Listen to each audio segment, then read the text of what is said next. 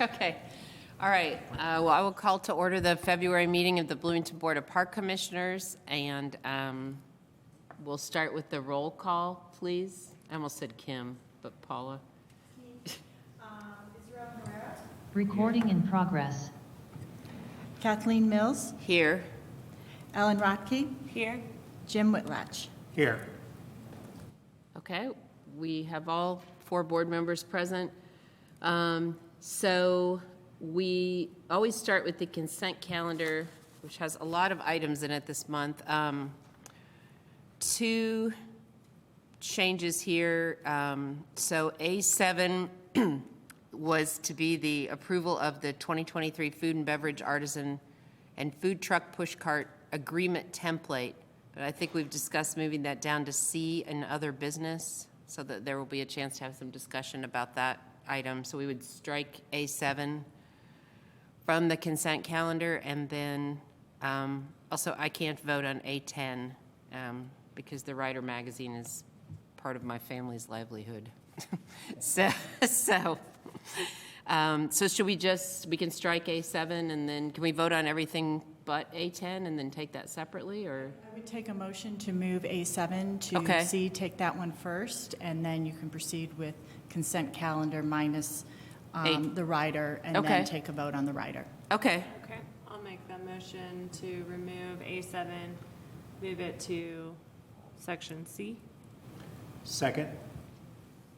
Okay. All those in favor? Roll Take a call, yeah. Israel Herrera. Kathleen Mills. Aye. Ellen Rotke. Aye. Jim Whitlatch. Aye.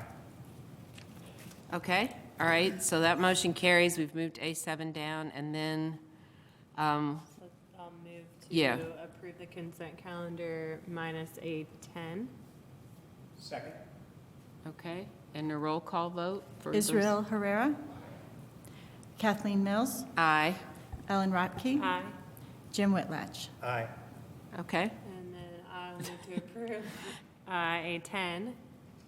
Second. okay, Israel Herrera. Ellen Rotke. Aye. Jim Whitlatch. Aye. okay, all right, motion's carried. All right, and then we will move into our public hearings and appearances section, and first up in this section B is the Bravo Award, which Emily Book will tell us about.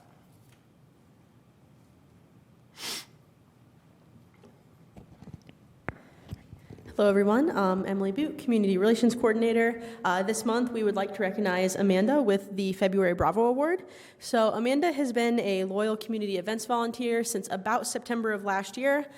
Despite her relatively short amount of time as a parks volunteer, she's volunteered at a bunch of different events. She was at Winter Lights, out in the cold, basically the entire time. Skate and Scare, she helped design the werewolf room at Frank Southern, which is super cool. And I think most recently, she's been at Adult Winter Recess, Banneker Carnival, and I think she's got a couple more events coming up. So she's been a great volunteer for us. She's always super helpful, always has some advice on things that maybe we could do differently, things that we can improve, which is always helpful considering new eyes on things, and helps us plan for future years. So yeah, we really appreciate all she's done for us.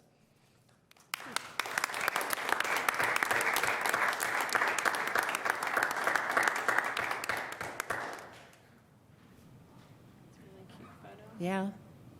Thank you very much. I'm sorry I didn't make it to the werewolf room. That sounds really cool. Yes. Thank you for all your commitment to volunteer hours. And, oh, whoops. We're back. Okay. Okay, and then next up we have in B3 staff introductions. Sasha? Yeah. Hi, my name is Sasha Kuznetsov, and I'm an intern for Parks and Recreation this spring. I'm a fourth-year undergraduate at the School of Public Health at Indiana University, and I'm pursuing a bachelor's degree in fitness and wellness. I attended Gregory Hancock Dance Academy in Carmel, Indiana for about 10 years, from the age of 7 to about 18. I then found my passion for yoga, and I became certified as a yoga instructor and got really into helping others achieve in physical fitness. I'm also interested in helping others become more active outdoors and finding ways to make physical activity more enjoyable for people of all ages and abilities. I view access to natural resources as a fundamental part of the health and well-being of all people, so I'm really excited to be a part of this internship, and I'm excited for what it's been teaching me. I strive to gain more knowledge on the management of the parks and how the community wellness can be incorporated into program planning. And in my free time, I enjoy going to the gym, doing yoga, of course, and reading and journaling. Thank you. Welcome. Thank you. Yeah. All right, and then we move on to Section C, or other business, and first up is the election of board commissioners. The board commissioner's vice president, the representative to the Plan Commission, and representative to the Bloomington Parks Foundation. So, do we have them? Can I vote, or like, do I vote on myself? No. I move that Ellen be vice president and the appointee to the planning commission. Okay, I'll second. Okay. Roll call. And the roll call, please. Israel Herrera. Aye. Kathleen Mills. Aye. Jim Whitlatch. Aye. Okay, and then I'll make a motion to appoint Jim Whitlatch as ex officio to Bloomington Parks Foundation Board. Second. Okay. Israel Herrera. Aye. Kathleen Mills. Aye. Ellen Radke. Aye. Okay, both of those motions are carried, so we have that housekeeping for the year out of the way. And then we are going to, as we moved A7 down, I think we're going to start off with that. So we have a review of the 2023 Food and Beverage Artisan and Food Truck Agreement template, and we'll hear from Clarence Boone. Good afternoon. Staff recommends approval of the 2023 Food and Beverage Artisan and Food Truck Pushcart Agreement templates. And for some background, the 2023 Food and Beverage Artisan and Food Truck Pushcart Agreement templates have been revised to include language consistent with the farm vendor contract and handbook, including information on the Park Board's approved revisions to the artisan fee and new guidelines for home-based vendors. We have been decreasing fees since 2020, moving from 10% down to this year's 6.5%. The market has seen many changes over the years, including a decrease in vendors, food and beverage artisans, and customers, and we continue to strive to meet our cost recovery goals while balancing fees. The department has accepted the first round of RFPs and will be selecting vendors soon. Information about the request for proposal can be found on the market website, and both agreements were reviewed and approved by City Legal. Okay. All right. Do we have any questions or comments for Clarence about the template with the percentage? I know there's been an issue about 6.5% to 5%. It's my understanding that if we want to change that, we would not approve this, we'd have to continue it to the next meeting. Is that what you're understanding, or Paula, can you shed light on that? Yes, the template before you has the 6.5% fee. So if you wanted to further discuss that or consider changing that, then you wouldn't be able to approve the template because that fee is in it. So it would move to the March 28th meeting. If we moved it, there's Muddy Fork is requesting that we reduce it to 5%. If we reduced it to 5% for Muddy Fork, or Is the idea that everybody would be, do you know, would everybody be reduced to 5%, or how would that work? If you know. Our understanding is, yes, that is his proposal.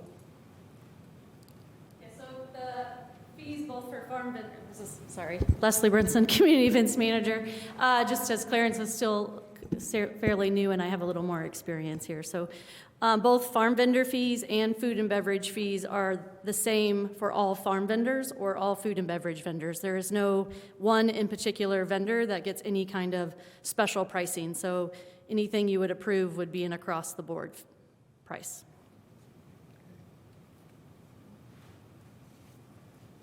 And do you know what the difference in, let's say, what the difference in revenue is between 5% and 6.5%?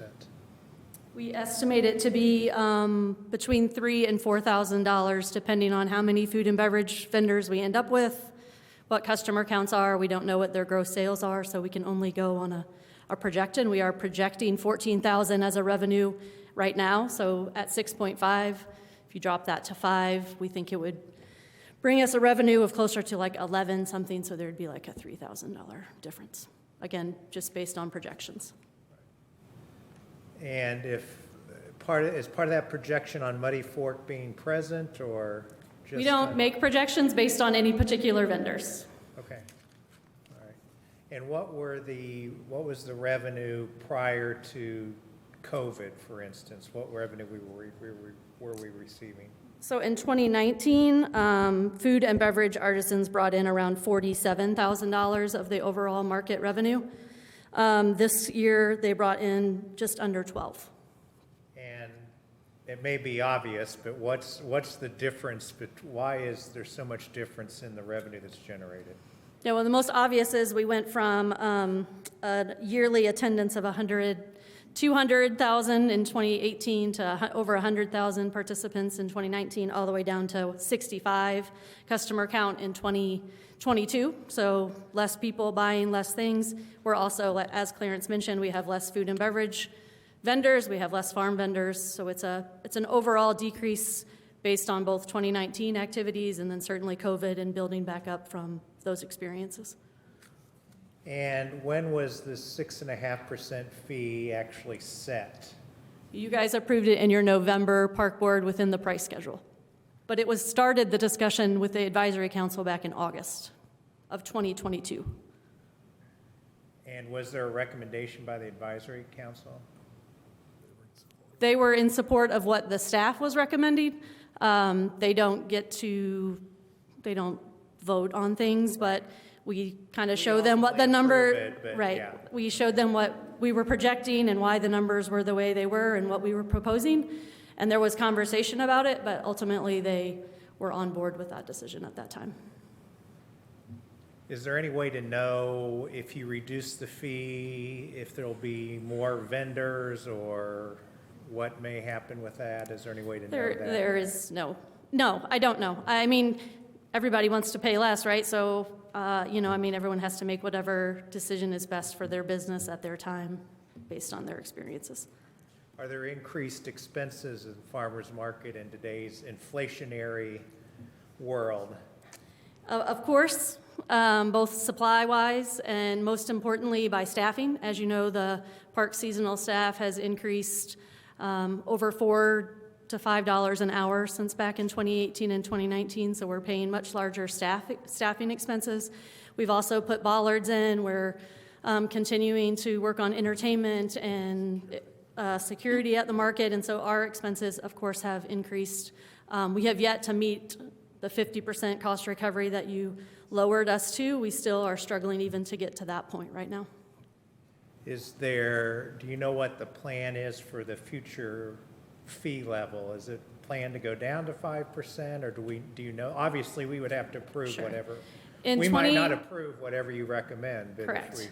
In 2019, we set out a 5-year plan as to what we thought the next 5 years would look like, and that plan had a decrease in each year. So we would only assume that there would be another decrease in 2024. What that decrease is really depends on what 2023 holds and what our income and revenues look like and where we are from a cost recovery standpoint. So no, I can't say what it is, but it is our intention to continue to decrease to that 5%, but when we get there, we won't know. And I guess to add to that, it's not completely regardless of what happens from the cost recovery standpoint. So even though we have yet to get to 50%, we've still committed to lowering. We don't know for sure if that's what we'll approve for next year, but that's kind of been the track we've been on. Correct, and we've also been working on leveling the field between farm vendors and food and beverage. So as we have lowered food and beverage, we have increased farm vendors, and we anticipate another increase for them in 2024. Again, that's just the projection right now. I don't know what those numbers will look like, but that all goes into those conversations. I saw that in the advisory council, that the raising it slightly for the farm vendors and lowering it for the prepared food. I also wondered, I understand we have 12 prepared food vendors who want to participate this summer. Is anyone else have a concern about the 6.5% that they've raised? We've had some conversations. I think, Tracy Bruth with Scholars Inn, there was a conversation about it, but ultimately he became on board. I think Louise Miracle with Pie First has expressed a concern, but again, came back last year and is coming back again this year. So, again, no business owner wants to pay more, right? They're all going to be in favor of a decrease in their fee, but we haven't had, so we've had conversations, but no true, Right. And this is another, since we're asking you to look into your crystal ball and project. So the market traffic is way down, and then we have a lot of other markets in town. Do you have any thoughts about, do we see a time when it will become again that there are, what did you say, 10,000 plus visitors instead of 2,000? I personally don't see a time when we are living the same life we were in 2018. But we certainly want to continue to provide the best opportunity and the best market we can, both for our vendors and the community. And that's really all we can do, is do the best we can do with the access and the information we have available. Go from there. Okay. Any other questions for? So if the amount projected is reached for 2023, so there would be a consideration of working the 5% until 6% if that is reached and go over. Yeah, sure. If we, exceed our revenue expectations, then there would seem to be no reason to not continue with that decrease. Again, I don't know what expenses or what things happen throughout the year that, that's only one piece of our revenue. So it's a big picture of overall revenue and overall expenses, but if you have a really great year in 2023, which we anticipate having, then you continue to look at those numbers, and we continue on the path of making that balance more appropriate. And if we don't reach the 14,000, is there any possibility to have a grant that could cover that amount that is the difference between the 5% and 6%, for example? There's always grant opportunities. I think a grant for that specific reason might be a challenge, but that doesn't mean that we couldn't find some grants that would help in another area that, again, that overall revenue doesn't look differently with some grant support. We obviously have a lot of grant support with the SNAP program and Farmers Market Nutrition programs. We've had good success with grants. So certainly something we could look at, but again, I don't know that we would get one specific for this particular cause. I see that there are new, frequent vendors, and we have the report from 2018. So they have seen the different fees that we have had since 2018, from 10% to now 6.5%. So you mentioned that none of those 9, or those 9 have been with the farmers market during all these 5 years? Probably not all 9. Some were new last year, some were new before, but there's at least 2 that I know of, the 3 that have been there through the whole time, and then others that have come on board periodically throughout that time. So 3 new to 2023, but all 9 necessarily weren't here since 2018 either, so.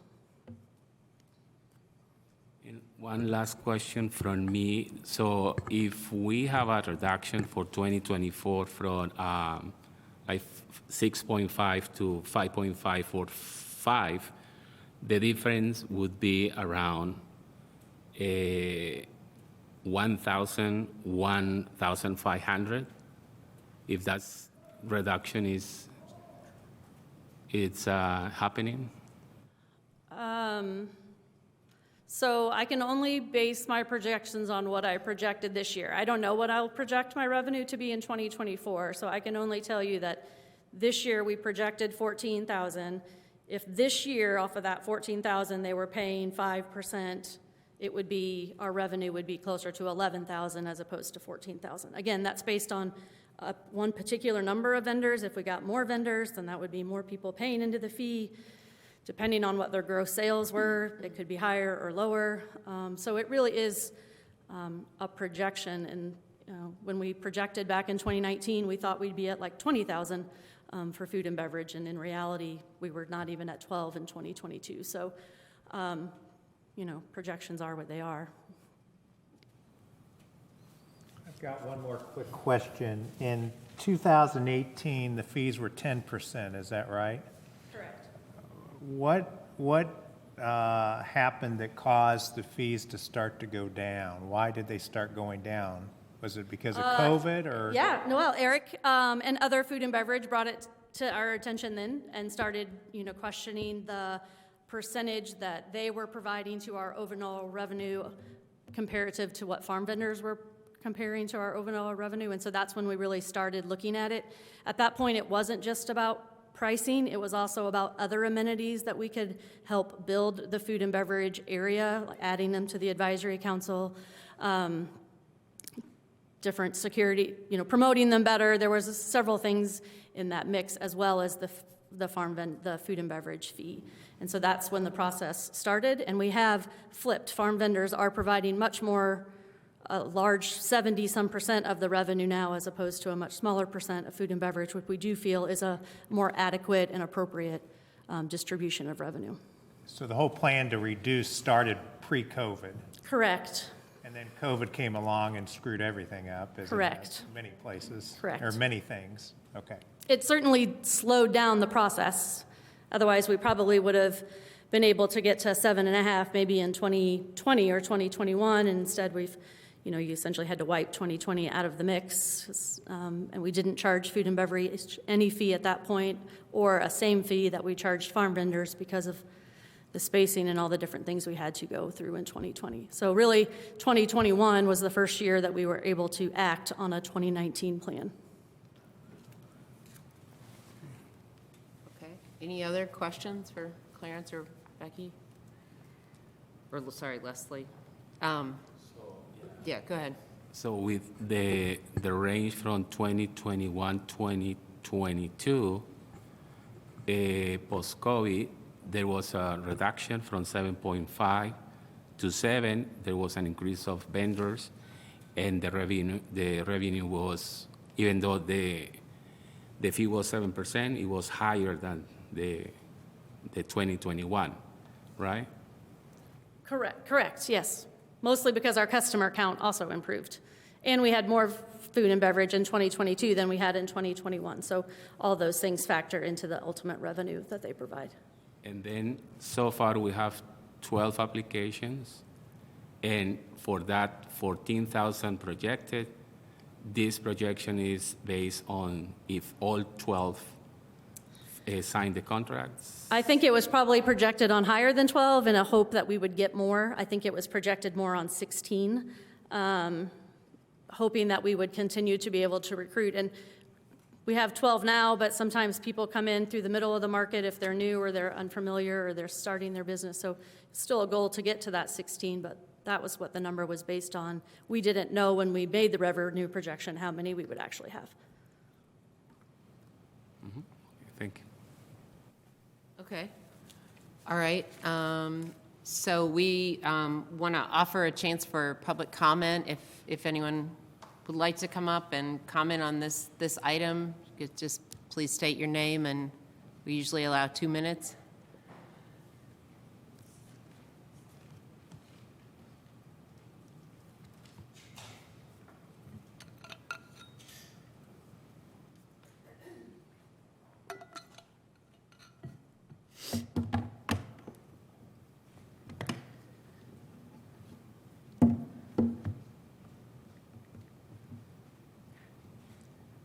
I think I remember this baby commented last time.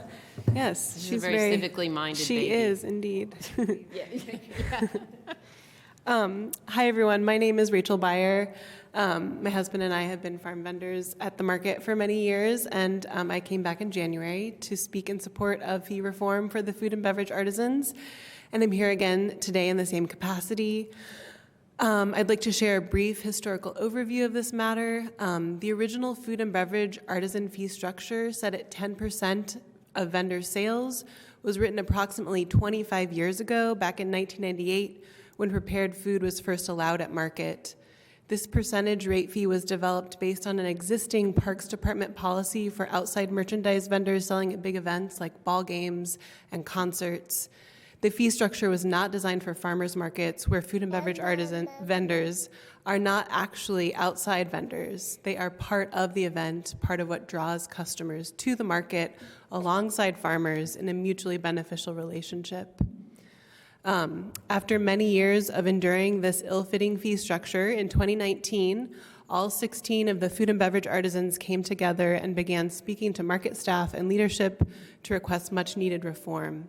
That December, after a lot of discussion and information sharing, the Farmers Market Advisory Council approved in a 6-to-1 vote a statement strongly encouraging the Parks Board to restructure the fees. They recommended, quote, reducing the food and beverage artisan fee to 5% for 2020 to show good faith with the goal of reaching an equitable set fee, not percentage fee, with farm vendors within 3 to 5 years. It is now February 2023, years later, and this important issue is still unresolved. As a market vendor, it is deeply concerning to me that market leadership, including staff and Parks Board members, would ignore the pleas of an important vendor group for so long. I urge you all to do the right thing now and invest in the recovery of the market and give the food and beverage artisans the fee reform they have patiently and persistently been asking for. Thank you. Okay, thank you. My name is Robert Fishman, Bloomington resident. I spoke about this same issue last month and also spoke in 2020 when we were urging the board to accept the recommendation of the Farmers Market Advisory Board that Ms. Byers just mentioned. And of course, we find ourselves in a very similar position as we did in 2020. By the time you review these matters, we're told, well, it's late in the season and come back next fall. And seems to me that in addition to the disparity between what Bloomington homegrown farmers and homegrown artisans are being charged, there are a couple of other disparities to make note of. I know that you have information from the emails and also provided to the staff about what an aberration Bloomington's policy is compared to other similar farmers markets in the Midwest where there is not this disparate fee structure between local artisans and local food artisans and local vendors. I would say the third issue of unfairness is just the sense of stretching out what was supposed to itself be an interim measure of 5% to then get to an equal fee structure for both farmers and artisans. And I do think there's a little bit of a disconnect between the feeling in the community that we'd like to have, if not the sole farmers market, a really central major farmers market downtown, and the response of the Parks Department, which has really been slow walking a percentage change at a time. It does not seem to me as though there's any fiscal gamble in lowering the price, it seems to me you'll get a smaller proportion of the revenue, but you'll be drawing it from a larger group of artisans. And I think we really need to get to the 5% fee so that the Parks Department can refocus its attention to the ultimate goal, which is a single fee structure that makes sense for both farmers and artisans. Thanks. Thank you.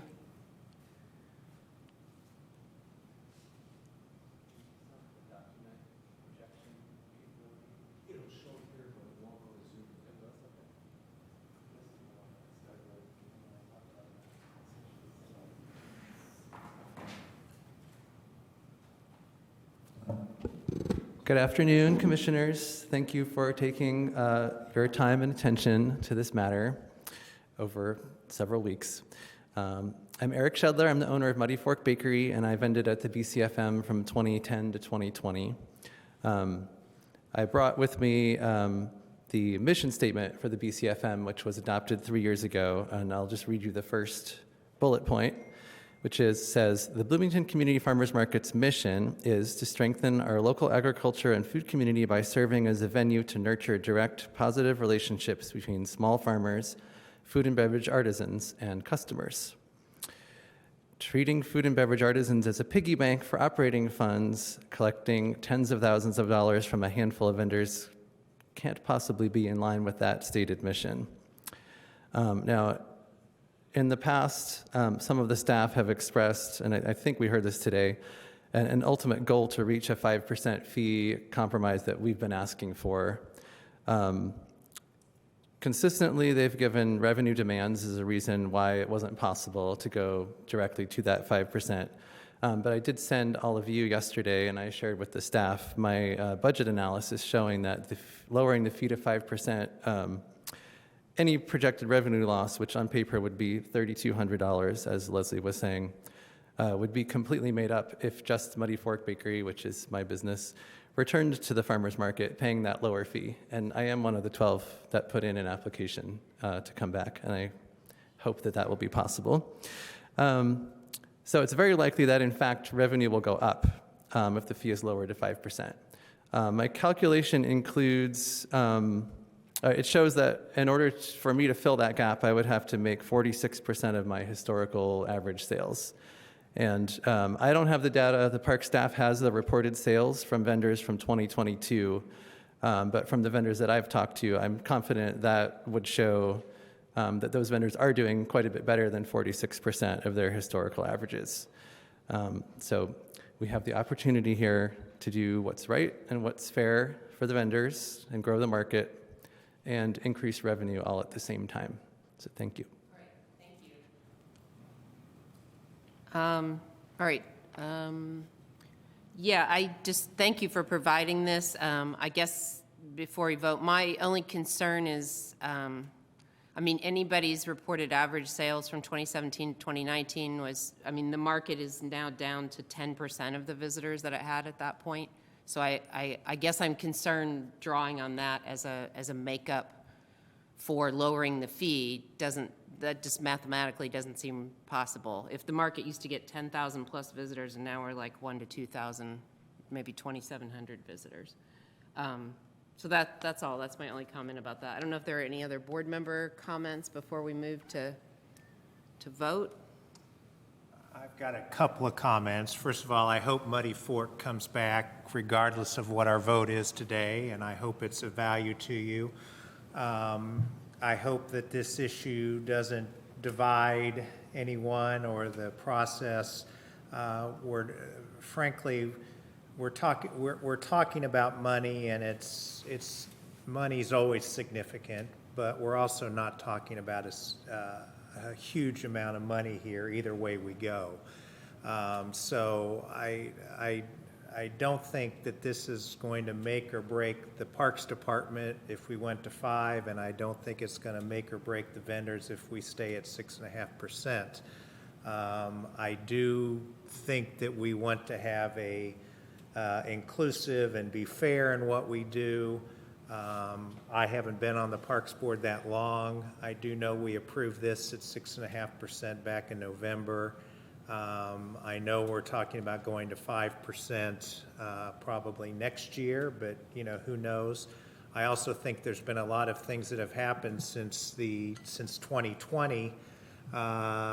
Certainly COVID, certainly inflation, all those things. We can speculate about what reducing it to 5. What if we reduce it to 4? Would we get 3 more vendors if we reduce it to 4 and get more revenue?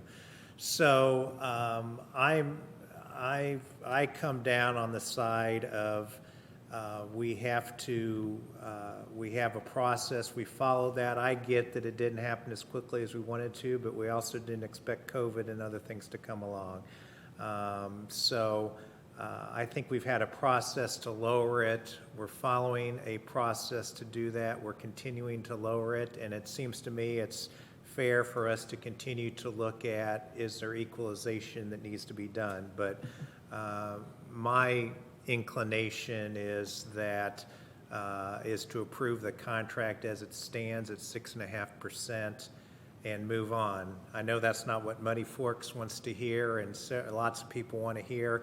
I hope you guys still come, but I understand you probably won't, and that's your prerogative. We'd love to have you at the place, and we appreciate having you and all of the vendors that we have and everybody that's there. So I'm not opposed to reducing it soon at the next time, but I think where we are now and where we are in the process, that I think we need to approve this agreement and move on with going from that place forward. Okay.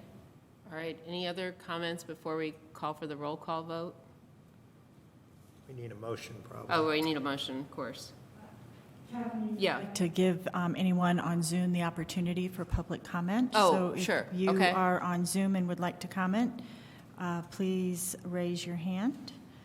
And at this point, I don't have anyone in my email. Okay. Just give them a few minutes.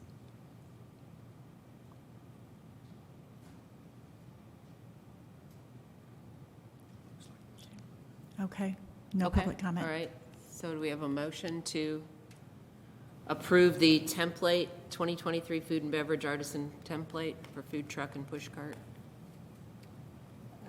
Yeah, I'll make a motion. I would just, I guess, echo Jim's sentiment shared with the process that we are, where we are in this process. So I'll make a motion to approve the agreement as it is written today. Second. Okay. And a roll call vote, please? Israel Herrera. Aye. Kathleen Mills. Aye. Ellen Rodkey. Aye. Jim Whitlatch. Aye. Okay. Motion is carried. So that brings us up to C2, which is Becky Higgins, to talk about the partnership agreement with Area 10 Agency on Aging and the Enright Center in the mall. Oh, you're already there. I'm here. Yeah, okay. Good afternoon. Becky Higgins, Recreation Services Division Director. Staff recommends approval of the partnership grant agreement with Area 10 on Aging. Funding source is Parks General Fund Administration account in the amount of $20,000. A little background, due to the popularity, community support, and senior participation, the department would like to continue support of Area 10 Enright East Active Living Community Center in 2023 through a grant that is not to exceed $20,000. The funding for operations will be provided through Parks Administration. And yeah, you've got a couple pictures up there of the most recent storefront or store that Enright East now occupies in the mall. And you should also have in your packet a graph or a chart that shows participations, and it continues to be a popular place. So we're very happy to be able to support them. Very popular. Okay. All right. Any questions for Becky? Or we can take a motion? I think I would Move to approve this partnership with Area 10 on Agency, or Area 10 on Aging. Second. Roll call vote, please. Israel Herrera. Kathleen Mills. Aye. Ellen Radke. Aye. Jim Whitlatch. Aye. Okay, motion is carried. Thank you, Becky. Thank you. And before we hear from Leslie, do you know, Paula, if we have Public Works coming in at 5:30? Yes, we do. Okay, all right, we might have to speed here. All right, Leslie and Talk fast. C3 will tell us about the partnership agreement with Visit Bloomington for a concert All right, series. hold on, I grabbed my phone. Run. Sorry. Leslie Brinson, Community Events Manager. I'm here today to recommend an approval of a partnership with Visit Bloomington for the coordination of a 3-part concert series to take place at Switchyard Park during the months of June, July, and August. This particular partnership agreement does not have any monetary or financial exchange of money, but the Parks Department would be working with Visit Bloomington on a Thursday night concert series at Switchyard Park. The agreement outlines the responsibilities of each partner for these 3 concerts. Parks Department would be providing the concert venue, which would be the main stage at Switchyard Park. We will be organizing the food and alcohol sales as well as adding them to our Homeland Security permit.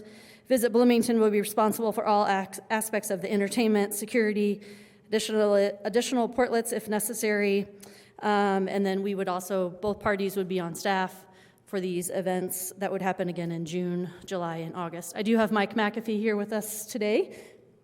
Oh, there he is. So Mike, if you have anything to add real quick. Hurry, run. Good afternoon, Mike McAfee, Executive Director at Visit Bloomington, and looking forward to working with Parks on this. I'm really looking forward to promoting these events both locally to our community members. They're free events. We're bringing in touring bands. We're expecting good crowds. And obviously our work, Visit Bloomington, is coming at it from a music tourism strategy. We're going to be promoting these in Indianapolis, Louisville, Chicago, everywhere in between. We want people coming in on Thursday, making it a long weekend in Bloomington. We purposely picked these weekends. And again, looking forward to working with Parks and Rec on a project. Thank you. Okay. Happy to answer any questions. Thank you. Okay. That's all. I'd be happy to Any- answer any questions as well. Questions? Yeah. And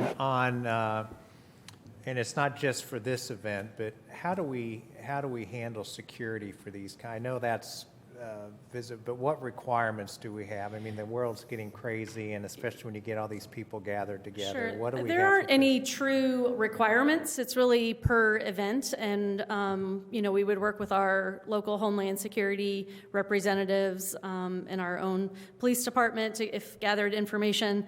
They're a little more challenging at places where you don't have an in and out, right? Like, so you don't have a secured barrier, which is good and bad in a security format. So in this instance, it would most likely be having security just available in the area, keeping an eye on things. Certainly in an alcohol sales area, we would most likely have a security personnel there as well, helping monitor that area. But there really aren't, to my knowledge, any restrictions or requirements. Yeah, I think we're going to check with the police department and on what exactly we should do. We're going to err on the side of caution and over secure things.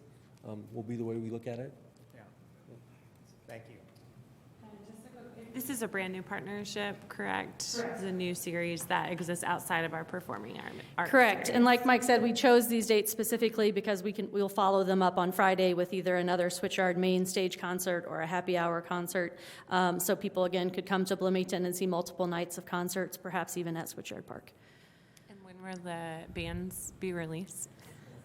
I think Mike's currently working on that. It's been a little bit of a challenge, I think. Bands of that caliber secure their dates really early, so. We certainly wanted to wait for Today. to happen, but soon. We have a lot of things to do. So someone at social media, Visit Bloomington's at the ready to post this. We hope to be able to put it in our program guide as well if we can get those dates. Yeah. And the last thing I want to say is we're really looking forward to making this a successful series at the Switchyard and showing that this can be done and turn it into a park for destination type events. It's a great asset, and we're really looking forward to showcasing it. That's a big part of this. Great. Well, yeah, I would just say thank you for your partnership and for taking advantage of the space that we have in the parks in order to, bring some really great events to Bloomington. Okay. Any other questions, comments? I'll move to make approval of the agreement with Visit Bloomington. Second. Okay. And a roll call vote of those who approve? Israel Herrera. Kathleen Mills. Aye. Ellen Radke. Aye. Jim Whitlatch. Aye. All right, motion's carried. Thank you, Leslie. And thank you. It's Mark, right? Mike. Thank you, Mike. Next up, Clarence Boone will return to tell us about an appointment to the Farmers Market Advisory Council. Hello again, Clarence Boone, Farmers Market Coordinator. Staff wish to recommend the appointment of Ben Gardner to the Farmers Market Advisory Council. Just a little background. The Farmers Market Advisory Council, as you know, consists of 11 members representing market vendors, customers, and food and beverage artisans. The council acts in an advisory capacity to the Board of Park Commissioners and park staff on policy matters relating to the farmers market. There is one food and beverage position and one customer representative position open, and we did receive 3 applications. Just a little bit about Ben. He recently completed the Residence Academy with Angela Van Roy, and it solidified his desire to serve the community in some capacity. He also served on a number of advisory boards in Des Moines, Iowa. In terms of relevant experiences pertinent to the Farmers Market Advisory Council, he owned a home bakery in Des Moines and started a popsicle business with his spouse. He has a passion about local foods and access to them, supporting farmers and local producers, and also growing his own food in his yard and in community gardens. Finally, he has had jobs in the food service industry, and he's expressed an interest in learning what people are growing, heirloom crops, seed saving, ethnographic botany, agriculture, and how growing food will change with the climate. Okay. Lots of great experience. All right. Any comments or questions or have a motion? Yeah. So there were 2 positions open, one for food and beverage, and the other one was for customer representative. That is correct. This will be for customer, and we will soon be approaching you again with a food and beverage artisan recommendation. So just to clarify, there will be one. For one for the customer representative position. Right. And there were 3 applications. Yes. For this. And, well, so different question. Could you remind me about the meetings? When does the advisory Certainly. council? The 3rd Monday of each month, and they're held in the Allison Conference Room from 5:30 to 7. And again, in an advisory capacity, they advise us and offer just their intuitive information and knowledge about what's going on. Thank you. Thank you. I'll make a motion to approve Ben Gardner to the Farmers Market Advisory Council. Second. Okay, and a roll call vote of all those who approve? Israel Herrera. Kathleen Mills. Aye. Ellen Radke. Aye. Jim Whitlatch. Aye. All right, motion's carried. Thank you, Clarence. And the next up, Joanna Sparks will tell us about the partnership agreement with Centerstone. Yeah.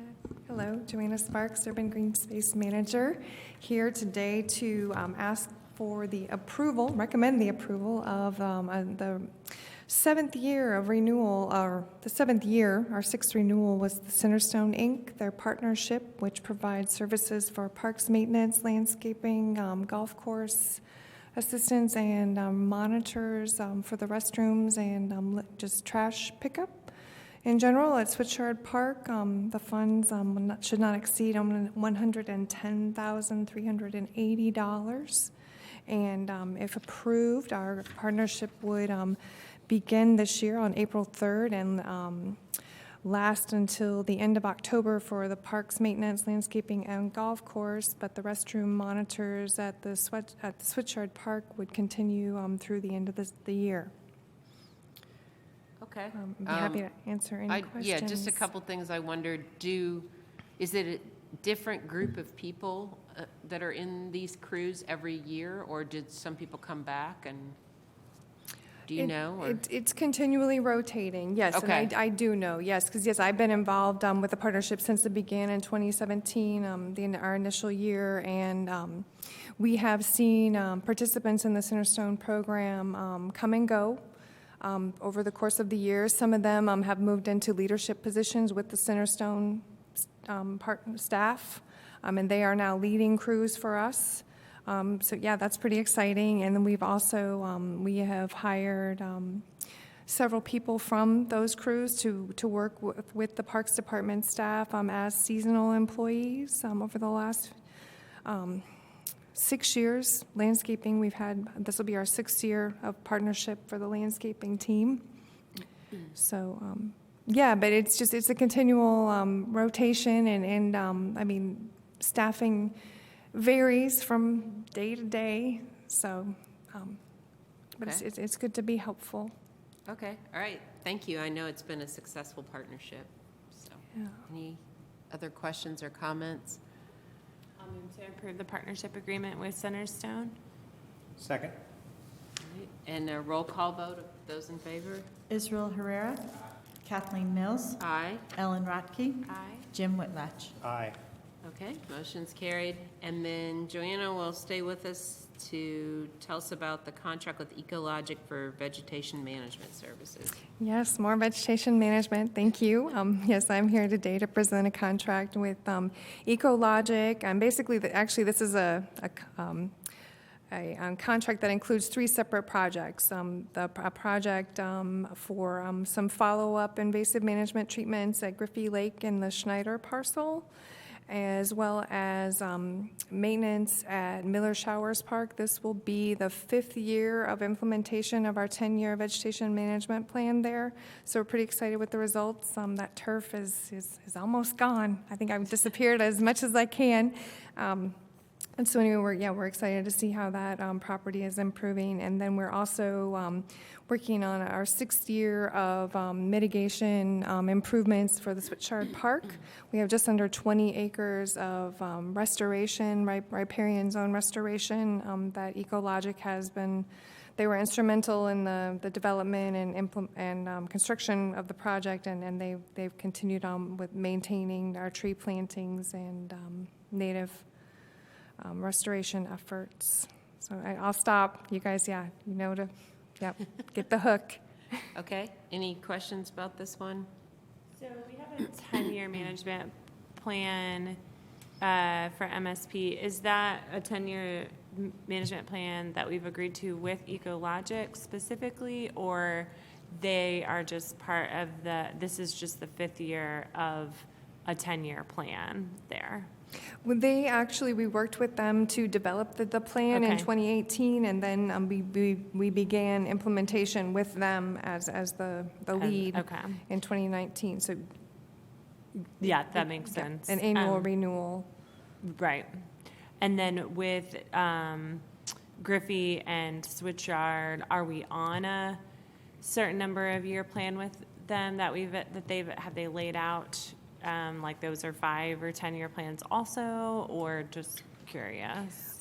Well, as for the Griffey Lake Nature Preserve project, the Schneider parcel in particular, this is just a one-off project. It's a follow-up to a forestry mowing project that was funded by Heritage Trust funds. This parcel is actually part of the dedicated nature preserve there, so we utilize most of the funds for the forestry mowing project, and then we're using the rest of the funds in it with additional park funds to do follow-up on that parcel. But and Switchard Park is well, as I've always told you, there's just consistent pressure consistently applied.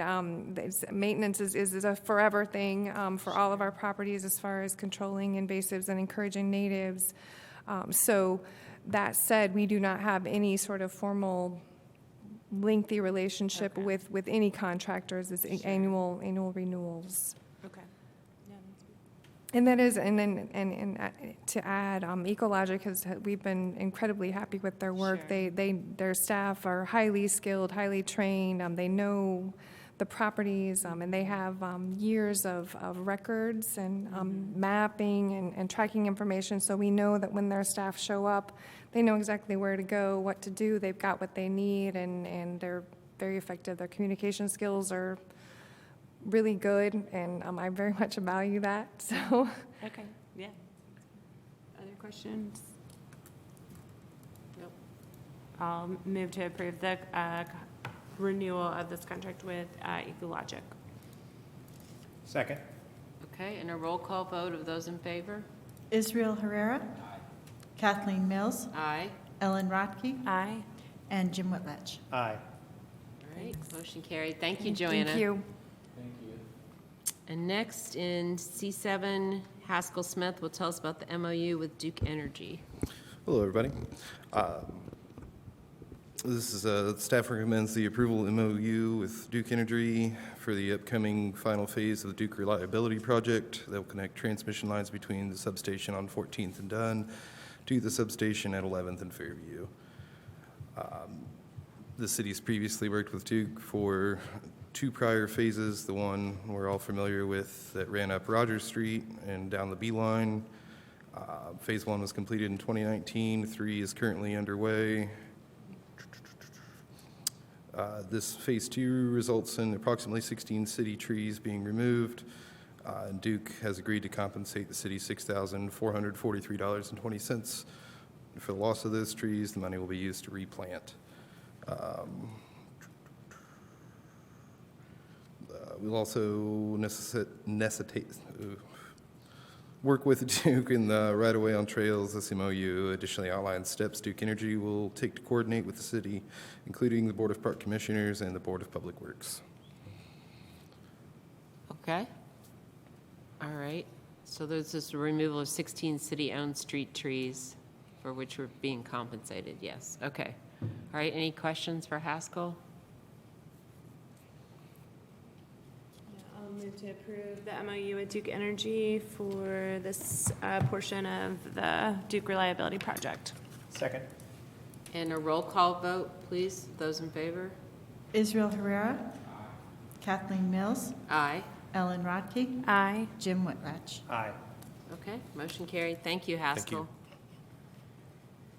And next up, Tim Street will tell us about the encroachment agreement with Minimus LLC. I've been wondering that myself. I think it's Mimi's, maybe? Okay. I'm not sure. Mimi's. All right. Good afternoon, Tim Street, Operations Director for Bloomington Parks and Rec. The first item is an encroachment agreement for 744 South Morton Avenue. Every once in a while, we have someone who requests an encroachment onto city property for some reason, whether to serve typically along trails, it's some kind of connection to the trail, something like that. This one's a little bit unique. This is a recommendation that came from CBU in dealing with some drainage and stormwater for some development and some housing around 744 South Morton Avenue. Because it was recommended by CBU, we wanted to agree with their assessment and bring this before the Park Board. It is the insertion of a stormwater discharge pipe underneath Morton Avenue that will discharge into the drainage ditch along the west side of the B line in that area. We want to have an encroachment agreement just to ensure that the responsibility for that remains on the property owner. And if for any reason it ever needs to be removed for parks purposes or city purposes, that there is recourse to do so. Okay. All right. Any questions for Tim about this one? I'll move to approve the approval of an encroachment agreement for 744 South Morton. Second. Okay. And a roll call vote of those in favor? Israel Herrera. Kathleen Mills. Aye. Ellen Rotke. Aye. And Jim Whitlatch. Aye. Okay. Motion is carried, and then Tim will stay with us to tell us about a beeline closure request from the City of Bloomington ITS Department. That's right. So in accordance with our newly passed policy for trail closures, we have a request that has come from the City ITS Department to have a contractor repair an underground utility fiber conduit that happens to pass underneath the intersection of Moravec and the Beeline. We worked with them to review the application, and as well as city engineering have signed off on their application to detour the crossing of Moravec at the Beeline slightly north to Cottage Grove, which is just it's within sight. So as users approach the crossing along the Beeline for these days, they will be detoured to the north to cross Moravec at the next crosswalk up. And this is just for a couple of days? I believe it's 5 days. Yeah. Yes. Okay. Up to 5 days. Okay. Any questions about this one?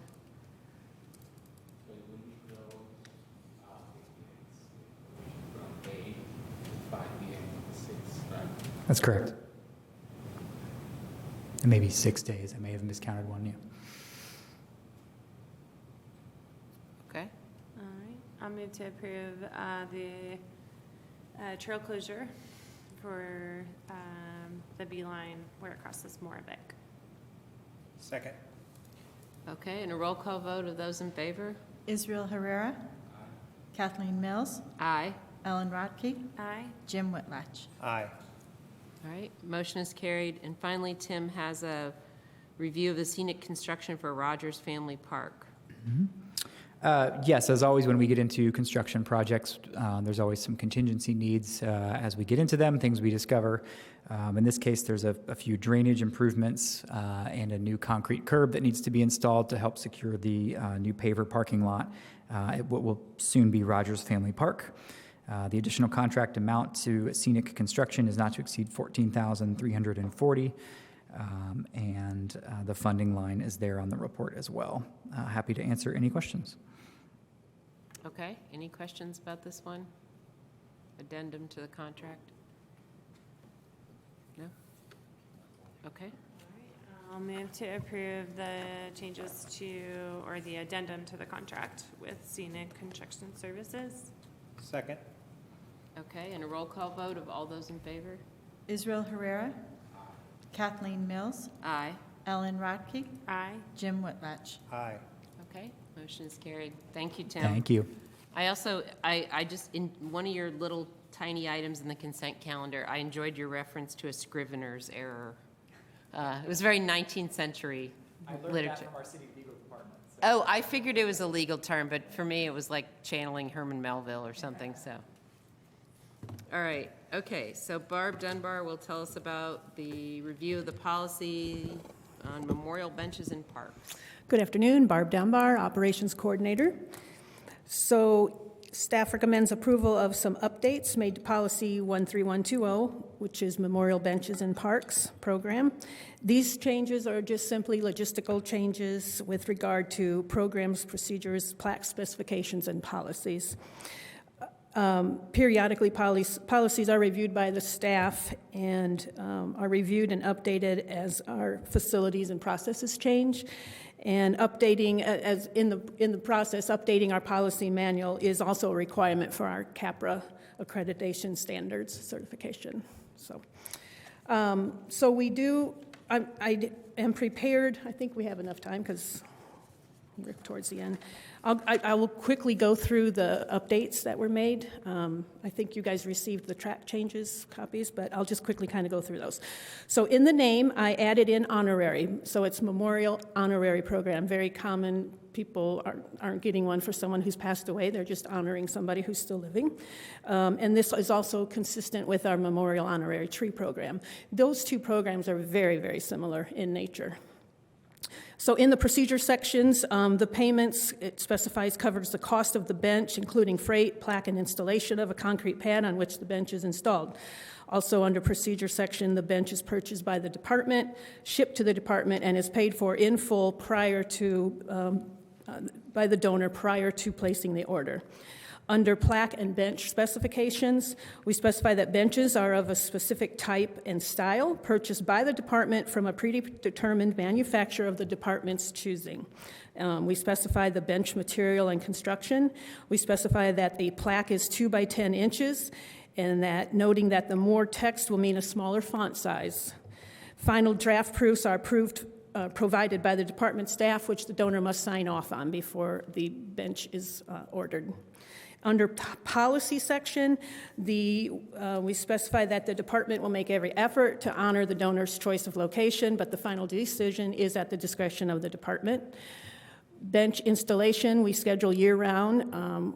We can do these year-round on the availability of labor and materials, weather conditions, condition of park grounds, and department priorities. It specifies that the department provides the cost of labor, equipment, and material needed to install the bench.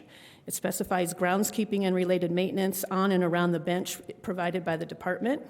It specifies that no plantings shall be installed by the donor or others without prior written approval of the department, and that unauthorized planting of any type may be removed by the department without notice to or approval from the donor.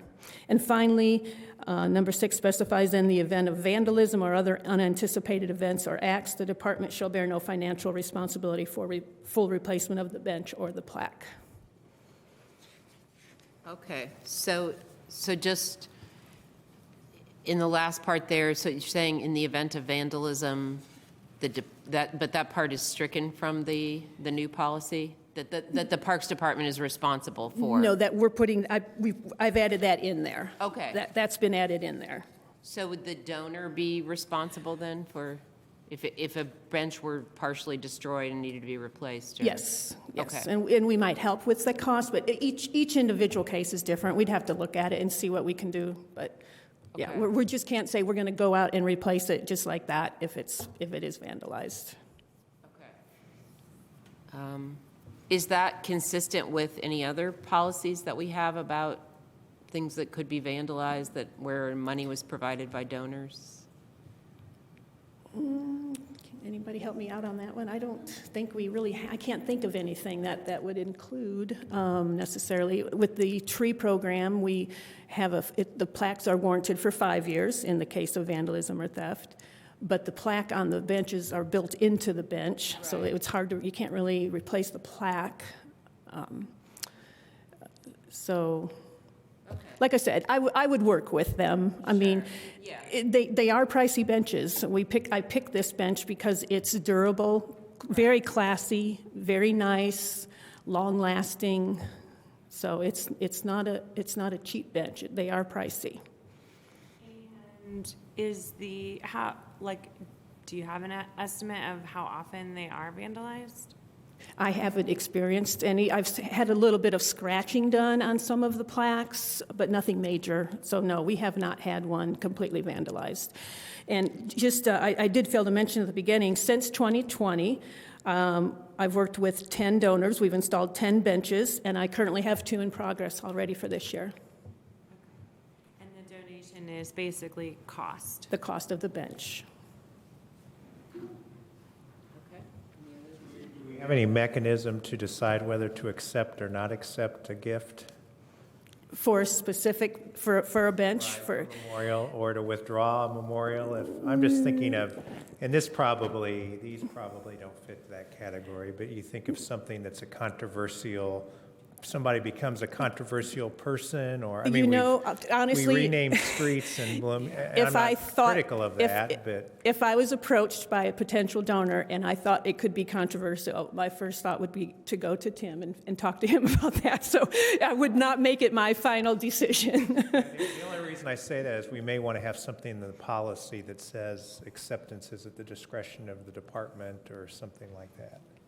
Just to think about that. And it, probably not as much for this as it is for bigger gifts or things like that, but just something to think about. We've had 1 or 2 benches. There's one in Rose Hill Cemetery. It's not in honor or memory of anyone. It's just a quote. They just wanted to place a bench in there, and it's a really neat quote. And but no, so far, I have not been approached by anybody that I felt would be a controversial. Yeah, no, that's a good. For larger gifts. Yeah. And just a policy of accepting a gift from a. I think that's good to mention, because I mean, one day you're reading the Dilbert cartoon and the next day you're not. And I mean, there could be something that could come up. So, yeah. Definitely. Yeah. Okay. I fortunately have not experienced that yet. Which is good. Well, go ahead. And also what Jim mentioned, so if there is an event of vandalism, the department shall bear no financial responsibility. but will the department contact the donor about what happened, or because if we are Absolutely. thinking To be honest, about- in most cases, they're probably going to be contacting me that their bench was vandalized because they visit these places regularly, much more regular than I see these benches once they're out there. you accept, I don't know if this is Kathleen or Paula, because I would like to make that amendment, friendly amendment, because if we are talking about a memorial or honorary bench, and it says if we think, because there is consideration of the department to replace Well, possibly what we can think about doing is like we do for the Memorial Tree Program, maybe putting something in there that we guaranteed for up to 5 years or 10 years in the event of damage or vandalism, something like that. That, and also letting the donor know about that, because that was the person who wanted to have that kind of remembrance and honor for that person. So it's not just, well, something happened 2 years ago. It was, an act of vandalism, and there is no name, there is no plaque. So Right. there True. should be some kind of correspondence with the donor if the donor was the one requesting, this special honor to the person. So that's a friendly amendment, something that we can just Yeah, so we incorporate. could make that adjustment. I guess then, does that mean no vote then is done, and I can make that adjustment and we can come back, or? We can absolutely work on it and bring it back to you in March. Okay. Sure. Yeah, With that this sounds feedback. good. Yeah, so with like a term basically on, I think. Sounds like two things then, Right, talking it's- about the final, the mentioned earlier about a potential controversial, or if it was a religious connotation, is that something maybe that, I don't know, is that something that could be considered that we would not want in there? I don't, Yeah, there may be some boilerplate. Yeah. This selection is not just sending the application, but there is an assessment, and the acceptance will be at the discretion of the. Sir, okay, so that we can add in there, and then maybe add something to the mention of in the event of vandalism or something that, but maybe put a limit, like a 5 or 10 Right. years. After that, they are completely responsible. Yeah, I think that makes sense. I Okay. mean, you certainly wouldn't expect in a donation like that their bench would be there in perpetuity, but adding something in there that would offer it, Okay. guarantee it for a certain amount of time would be nice. Sure. So we'll go ahead and bring this policy back, and then I'm going to also suggest that we bring the commemorative tree policy back to you in the March meeting so that we can get through these next 3 agenda items that have time restrictions on them. Okay, all right. So we won't vote today then on C11, and we'll stay with Barb to tell us about C12, the commercial service for HVAC work. Yes, The so we're operations asking for the, recommending the review and approval of a contract with Commercial Service, Inc. for HVAC work at the Operations Center on Adams Street. This contract covers the purchase and installation of a dual-fuel gas furnace with heat pump system. Contractor will also disconnect and remove all the existing duct for both supply and return, and fabricate and install a new supply and return duct. Then the funding source for this is both $10,000 out of our operations non-reverting, and the remaining from our general fund. The little bit quick background, I don't know. Do you want me to read that? No. Do we have time? No. Okay. I'm told no, so. Well, we'll just note that it's going to be 95% efficient Yes, as yes, opposed to 80, yes. so, okay. I'll move to approve the contract with Commercial Service for HVAC work at the Operations Center. Second? Okay, and a roll call vote of all those in favor? Israel Herrera. Kathleen Mills. Aye. Ellen Rotke. Aye. Jim Whitlatch. Aye. All right, motion carried. And then Barb also has the contract with Cornerstone PDS for Bryan Park Playground site plan. Yes, we recommend an approval of a contract with Cornerstone PDS for landscape architect services to include topographic survey results utilized for the development of the playground's site plan. So this, in 1951, with the establishment of Bryan Park, 2 playgrounds were installed, one serving the preschool and ages and the other for 5 to 12. We are getting ready to complete replacement of the 5 to 12 playground. This development of a site plan is absolutely required for me to put together the request for proposal, the RFP. The detailed site plan will specify equipment, use zones, walkways, curbing, plantings, both existing and proposed, and potential site amenities. And we'd like to get that RFP out to the playground vendors early this summer. Any questions? I would recommend the approval, or make a motion for the approval of the contract with Cornerstone for the site plan. Second. Okay, and a roll call vote of those in favor? Israel Herrera, Kathleen Mills, Aye. Ellen Rotke, Aye. Jim Whitlatch. Aye. Okay, thank you, Barb. Thanks. And finally, under Section C, Scott Peterson will tell us about the contract with Radar Masonry for repairs to the Twin Lakes upper deck. Yes. Hi, Scott Peterson. I'm the youth sports coordinator for the city of Bloomington. Staff is seeking approval of the upper deck repair at Twin Lakes Sports Park by Radar Masonry. The upper deck is highly used by spectators and fans to watch ball games. The scope of work includes demolishing the existing concrete piers, rebuilding the concrete piers, reattaching the metal railings, repairing the cracking around the outside edge of the upper deck and on the deck itself. There has been significant cracking with that original ballpark back in the early 90s when it was built. It's showing its age. So we are hoping to fix those cracks. We've had to close off that area last year for public safety, and so we're looking to repair that. Okay. It doesn't look like we've been provided with a quote yet for the amount. Yes, I did get 4 vendors come in and quote. Radar Masonry, which we are recommending, came in at $9,853. Great. I'll move to approve the contract with Radar Masonry. Second. Okay, and a roll call vote of those in favor? Israel Herrera, Kathleen Mills, Aye. Ellen Rotke, Aye. and Jim Whitlatch. Aye. All right, motion's carried. Thanks, Scott. Thank you. We have no reports this evening, so finally we'll open up to public comment. If anyone would like to speak about anything that's not on the agenda, come on up and tell us your name, and you have 2 minutes to comment.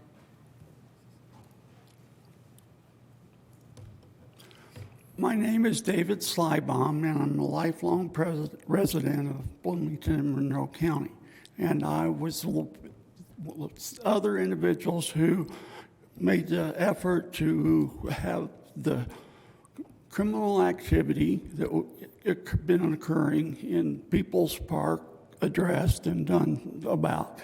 And what we would like to do now is propose, instead of having a no panhandling sign, which nobody pays attention to, Tim recommended we try to do something that was more consumer friendly. So what we're suggesting is what my mom used to say is be nice, be responsible, be respectful, clean up your mess.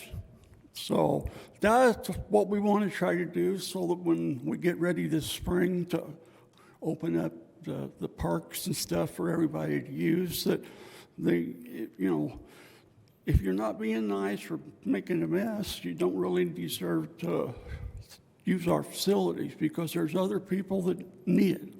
So and I know this is just the first meeting, because I want to make sure that we was able to get all of the stuff that we need, with it being a new political landscape here in town coming up. We want to make sure that we're looking out for the people that need looking out for. Thank you. All right, thank you for your comment. Okay, and then Paula, back over to you. Thank you. I just want to briefly introduce Audrey Brintingham, who is in the audience. She is our new attorney with the City Legal Department, and she works with the Parks Department. So this is her second Park Board meeting approving all of our packets and information and materials. So wanted to welcome her. And then just remind you that our next Park Board meeting is March 28th here in Council Chambers, and I will meet you all outside to sign the documents that you sign after meetings. That's it. Welcome. Thank you. Yeah, thank you. All right, and with that, we'll adjourn the February meeting of the Board of Park Commissioners. Can't believe we squeezed all the